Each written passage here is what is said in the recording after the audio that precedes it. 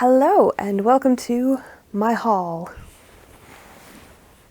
So last weekend, Colonial Williamsburg had a sale at the formerly Costume Design Center. Now it is called Historic Clothing and Dress.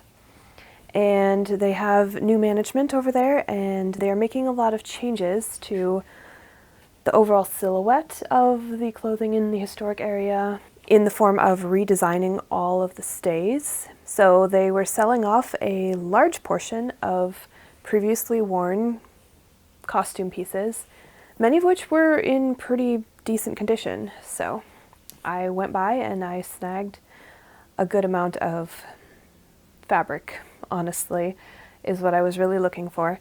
I don't do a lot of 18th century costuming for myself currently, so I wasn't really looking at the gowns and 18th century sort of accessories, even though they had some pretty cool stuff. I was looking pretty much at petticoats and aprons, and I got a lot. I think I got 14 petticoats and 2 aprons. So I just want to show what I ended up buying and talk through what I plan on using them for. I'll start with the aprons. Both of these are linen. This one is in really good condition, except it has this one small stain on it that I can easily cut around. And I haven't decided exactly what I'm going to use this for, but it's good to have good quality linen in my stash. So I bought one that didn't have lots of stains, didn't have any patches. There's no shredding in the gathers of the linen, which is something that I did a lot of repairing when I worked at the Costume Design Center back in the day. I remember having to check all of the gathers because I worked on laundry. When the clothing came back from the dry cleaners, it was my job amongst the other tailors in the CDC to check all of the laundry pieces for repairs. If they didn't need anything, then we could just send them back out to the interpreters when they came to pick up their laundry. And obviously if they did need repairs, then we would darn, patch, etc., whatever the garment needed on a case-by-case basis. That was part of my job. I also did alterations and occasionally making things from scratch, but it was a lot of laundry. Moving on, the second apron is actually a child size apron, so it's quite short, and it is an incredibly fine linen. Like, you can practically see through it. It is so smooth and just, it almost feels like a cotton. In fact, it may be a cotton. Now that I'm examining it further, it might be a very fine cotton. I'm not sure. Either way, it's a little bit more than square. I'll probably turn it into either a kerchief or maybe a chemisette for Regency, or maybe a corset cover, because I'm doing a lot of Edwardian right now. There's barely any staining on it, just a very small amount here. Very light stains, and I honestly didn't even notice them before now, so yeah, very happy with that. Excited. The aprons were $5 a piece, so they're each at least a yard of very fine, good quality linen / cotton for $5, so quite pleased with that. Then the petticoats were $10 each, and pretty much all of these petticoats have 2 yards of fabric, if not more. And I got a lot of cotton, linen, and wool, all of which, especially the linen and the wool, are hard to find in high quality at low prices. So basically $5 a yard for 2 yards of good quality linen is super exciting. Now this petticoat does have some patches. Just saw one. Where did it go? At the hem. Not a huge deal. And Not entirely sure what this one will be. I might make basically a modern shift for myself out of it. I need more linen undergarments, and that is going to be a future video. I have plans for lots of different garments to make for myself, one of which is a large amount of linen underclothes, because that's what I'm most comfortable in, and I want to expand my current very meager selection of linen undergarments that I can wear under my modern clothes. That's what I'm looking for. So this is not quite white. It's kind of a very pale taupe. Has a kind of a pink undertone, but I am fine with that for an undergarment. I don't really care if it's plain white. So that's my plan for this one. Another linen blue and white stripe. You will find a theme coming up pretty soon. I love blue. Blue, it's my favorite color. And I also love stripes. So this one is probably going to become a summer dress. I think I have enough here to get like a sundress or maybe a pinafore dress. I haven't entirely decided, but yeah, there's a good amount of fabric because it's very wide. Looks like it's about 60 inches wide and 2 yards long, a little over 2 yards. So I should be able to get something nice and summery out of that. I love wearing linen in the summer, so that's the plan for that one. Similar with this sort of faded teal color. Now there's a little bit of bleach spotting, but I can probably easily cut around that. And this same thing, this is going to be a summer dress, something strappy or otherwise sleeveless, either a sundress or a pinafore dress, or a sundress that can be worn as a pinafore dress. I don't know yet. Now this is among my favorite colors. One of my favorite shades of blue, hues of blue. It's like cobalt. It's a rich color, but not like in your face. It's not super bright. It's not cerulean, and it's not quite sapphire, but it's a happy blue. I don't know, I just love it. And same thing, it's also linen, so another summer dress. Lots of summer dresses planned.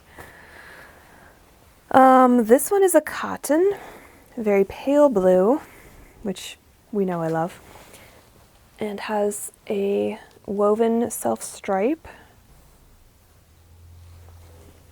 Not sure how well you can see the stripes, but it's very pretty. And I love subtle self stripes as much as contrasting stripes. Now this one does have some spots where it has been darned. And if I can't cut around those, because there are several, I can maybe add some embroidery to disguise them. So, not worried about that. Okay, this one is a pinky beige cotton, another self-stripe moment.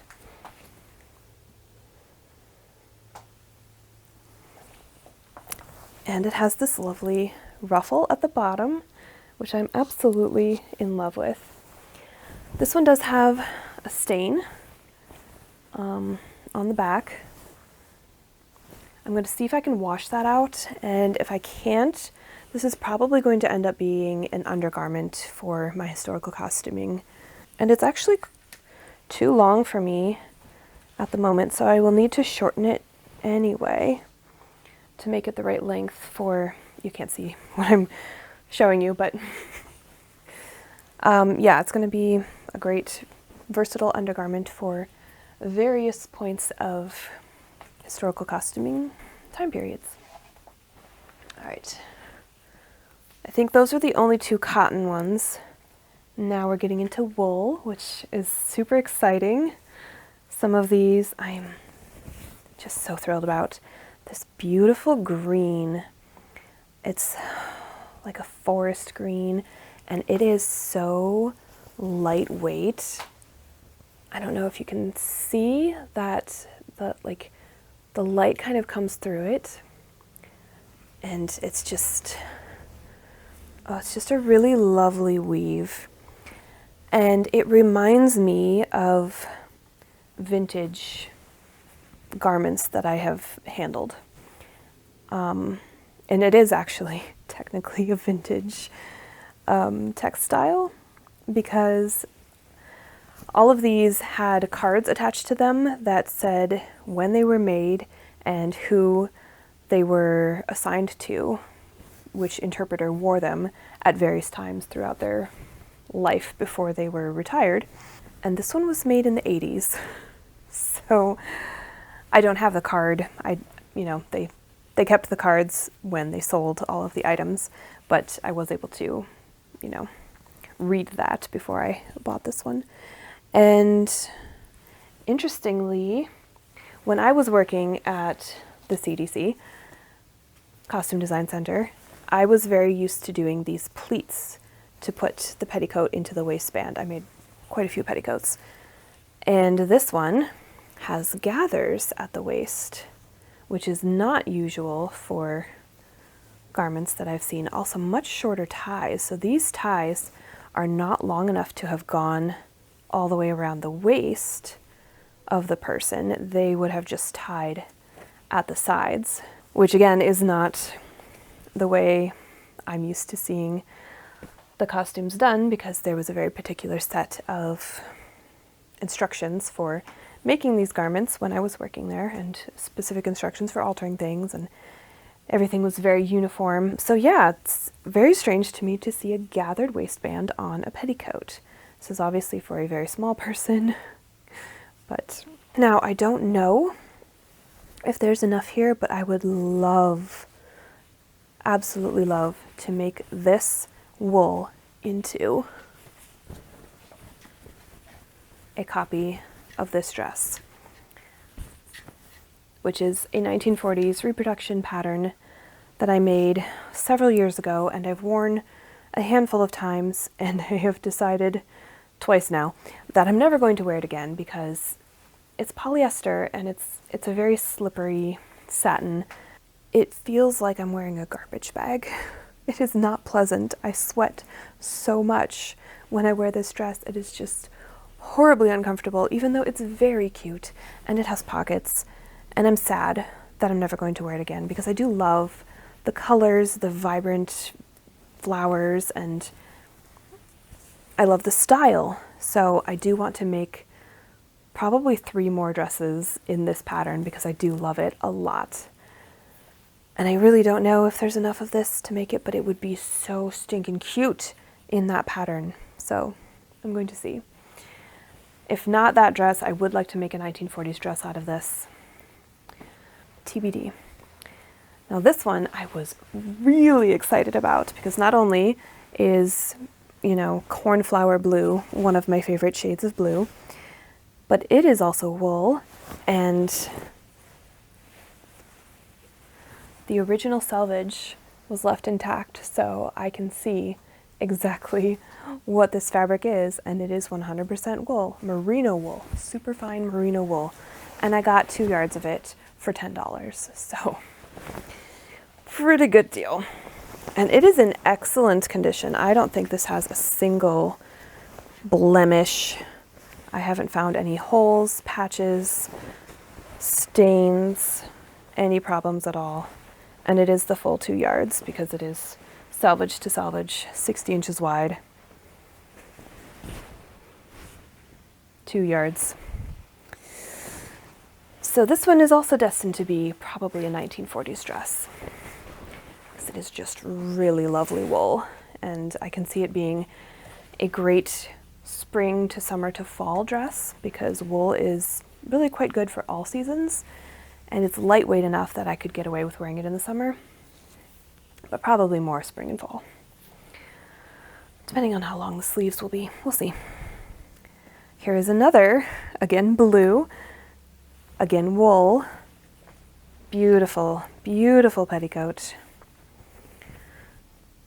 And I'm looking, I believe this is also selvage to selvage.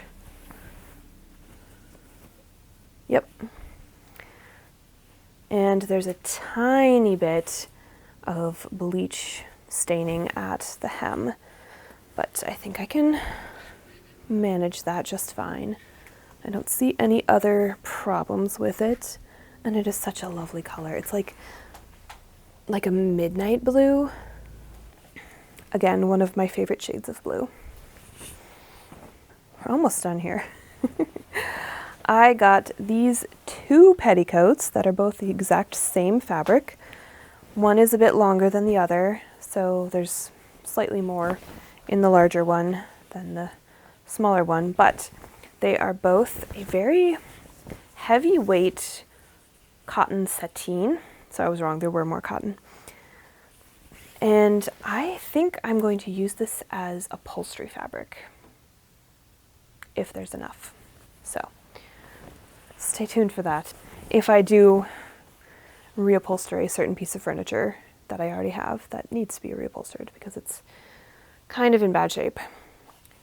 Now, this one I picked up because I thought it was the same as these two, but you can probably see that it's not. It's a slightly brighter teal color. So it will not go with those two as upholstery fabric, but I think I can make a really cute, I'm kind of leaning towards like a 1930s dress pattern.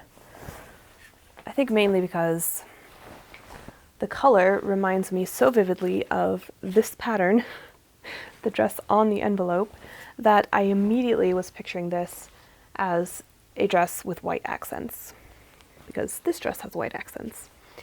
So I may not use it for this specific pattern, but definitely the teal dress with white accents is what I have in mind. One more wool petticoat. This is another that is old school, has the gathered waist. Oh no, it's partly pleated. All right, it's very badly pleated. Yeah, it is pleated, but it is also rather small and has the shorter ties, and it is a very soft, drapey, beautiful wool. And I want to make a blouse out of this. I would love to have a long sleeve, kind of puffy, gathered to a cuff. That's what I'm picturing. Just a lovely blouse, maybe buttoning down the front. I just think this would be so lovely to wear. And finally, my last piece is this. I don't think it's silk.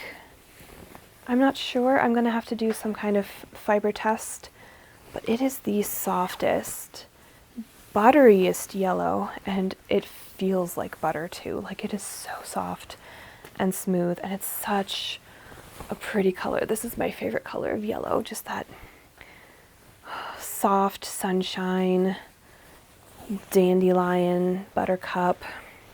It does have some staining, so I'm going to try to wash it and see if that comes out. I hope I don't ruin the texture by washing it, but it doesn't quite feel like silk to me. I think it's supposed to be a faux silk. It doesn't feel like polyester either. It does feel like modal or one of the other man-made cellulose fibers. I don't know. I need to do a burn test and find out. We will see. But it is just the loveliest color and has such a nice drape. Again, I want this to be a summery sundress. Like, I'm thinking a strapless, like with a gathered top and then a fitted midsection and a cute little flared skirt. That's maybe a gathered skirt. There's some staining at the bottom. But yeah, I am gonna see if I can wash it, and if I ruin it by washing it, it was $10. So yeah, quite pleased with my haul here. And I will hopefully have some updates in the future with how I'm coming on making things from this pile of fabric. It's a lot. Just, yeah. So 18th century petticoats are great for fabric, because they're just basically big rectangles and quite often are the full width of the fabric, and you can just cut off the waistband or unpick it if you really want to save, you know, that extra 1/4 inch that's up there. Press it out flat and you've got good 2 yards to work with. And they're already hemmed, so if you can use the existing hem, that's also a bonus. So if you're in the area and they do another one of these yard sales next year, definitely swing by and see what you can find, because it's a pretty good deal. Popping in from the future and halfway through my first pinafore dress, just to say that if you are in the Tidewater, Virginia area, you do have another chance to go to the exact costume sale that I went to, because they are doing a second weekend this Saturday, May 13th, to make up for the first weekend when they couldn't do the Sunday event because they got rained out. So if you're nearby, definitely check it out. Now I'm off to edit this video. If you enjoyed this video, please do give me a like, and if you want to see more, specifically what I come up with to make out of these various petticoats and aprons, definitely subscribe. And I will see you soon. Bye.